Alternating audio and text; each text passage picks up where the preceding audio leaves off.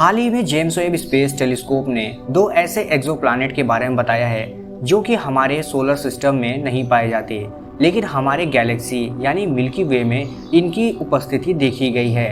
यानी कि कहने का मतलब ये है कि ये एक तरह के ऐसे एक्सोप्लैनेट है जिनको हम सुपर अर्थ के नाम से भी जानते हैं।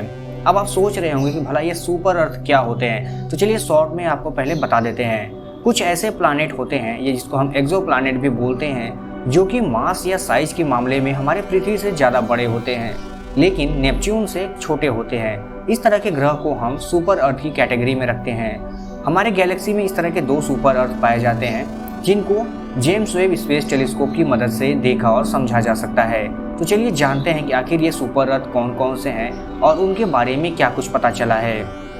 जेम्स वेब स्पेस टेलीस्कोप की मदद से ऐसे ही दो एक्सोप्लैनेट या फिर सुपर अर्थ के बारे में पता चला है, जिनके नाम है 55 कैंक्राई ई और LHS 3844b। ये दो इस तरह के सुपर प्लैनेट हैं या फिर सुपर अर्थ हैं जो कि हमारे मिल्की वे गैलेक्सी में पाए जाते हैं और इनकी खासियतें भी बिल्कुल सुपर अर्थ जैसी हैं। तो चलिए जानते हैं आखिर इनकी खासियत क्या क्या है। इस लिस्ट में सबसे पहले हम बात करेंगे 55 कैंक्राई ई के बारे में।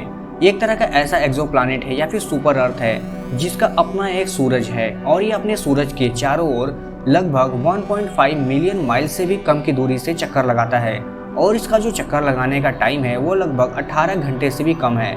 यानी कि इसका रिवोल्यूशन टाइम जो है वो बस 18 घंटे से भी कम है। यही कारण है कि यह अपने सूरज से बहुत ज़्यादा करीब है, इस वजह से इसका टेम्परेचर बहुत ज़्यादा होता है। यानी कि इतना ज़्यादा टेम्परेचर कि इसके ऊपर उपस्थित पानी हो या फिर चट्टानें सब के सब पिघल जाते हैं और भाप बनकर उड़ जाते हैं, और जब शाम होता है तो वही भाप बना हुआ पहाड़ चट्टानें एक साथ बारिश के रूप में गिरते हैं। अब आप सोच सकते हैं कि आखिर वहाँ की स्थिति कैसी होती होगी। वैज्ञानिकों का कहना यह है कि इस तरह के जो एक्सोप्लैनेट होते हैं वह अपने एक साइड उसका हमेशा अपने सूरज की तरफ होता है। यानी कि एक साइड हमेशा सूरज की रोशनी पड़ते रहने की वजह से एक साइड का टेम्परेचर हमेशा बहुत ज़्यादा होता है। यही कारण है कि वहाँ पर हमेशा उपस्थित चट्टानें मेल्ट होकर लावा के फॉर्म में इधर उधर बहती रहती हैं, जो कि शाम के वक्त अक्सर भाप बनकर उड़ जाती हैं और मौसम ठंडा होने पर बारिश के रूप में फिर वही गिरती हैं। इस तरह के माहौल में इस तरह के एक्सोप्लैनेट बने होते हैं। लेकिन उसके अलावा उनका ये भी कहना यह है कि इस तरह के एक्सोप्लैनेट में एक एटमॉस्फेयर भी होता है, अब चाहे वो नाइट्रोजन से बना हो या फिर ऑक्सीजन से। लेकिन अगर उनका एटमॉस्फेयर है तो जेम्स वेब स्पेस टेलीस्कोप में लगे इंस्ट्रूमेंट इसको आसानी से डिटेक्ट कर पाएंगे और इस बात का अंदाजा लगाया जा सकता है कि इस तरह के जो एक्सोप्लैनेट है वो आखिर किस चीज़ से बने हुए हैं। इस लिस्ट में दूसरे नंबर पे आता है LHS 3844b सुपर अर्थ। इस लिस्ट में जो हम बात करने वाले हैं दूसरे नंबर की सुपर अर्थ की, इसकी थोड़ी खासियत अलग है।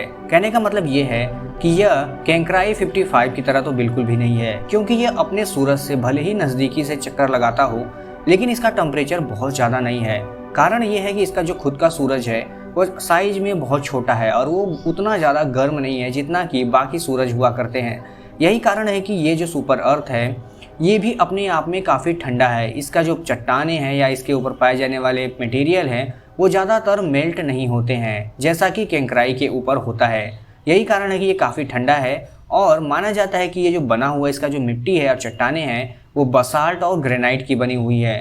तो माना जाता है कि आने वाले समय में इस तरह के जो सुपर अर्थ हैं उनके बारे में और ज़्यादा डिटेल मिल पाएगा, क्योंकि जेम्स वेब स्पेस टेलीस्कोप में कुछ ऐसे इंस्ट्रूमेंट लगे हैं जो कि पहले के स्पिट्ज़र या फिर किसी और दूसरे टेलीस्कोप में नहीं थे, जिसकी मदद से हम आसानी से इस तरह के एक्सोप्लैनेट जो कि हमारे सोलर सिस्टम के बाहर या फिर हमारे गैलेक्सी में हो, या हो सकता है कि आने वाले समय में हमारे गैलेक्सी के बाहर भी इस तरह के जो प्लैनेट हैं उनके बारे में जानकारी मिल सके।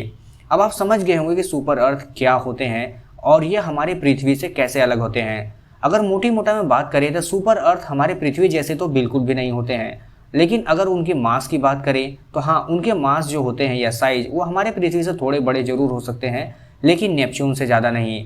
नाम सुपर अर्थ बस इसलिए दिया जाता है क्योंकि ये हमारे पृथ्वी जैसे हो तो सकते थे लेकिन है नहीं, और इनकी जो खासियतें होती हैं और क्वालिटीज़ होती हैं वो भी हमारे पृथ्वी जैसी नहीं होती हैं।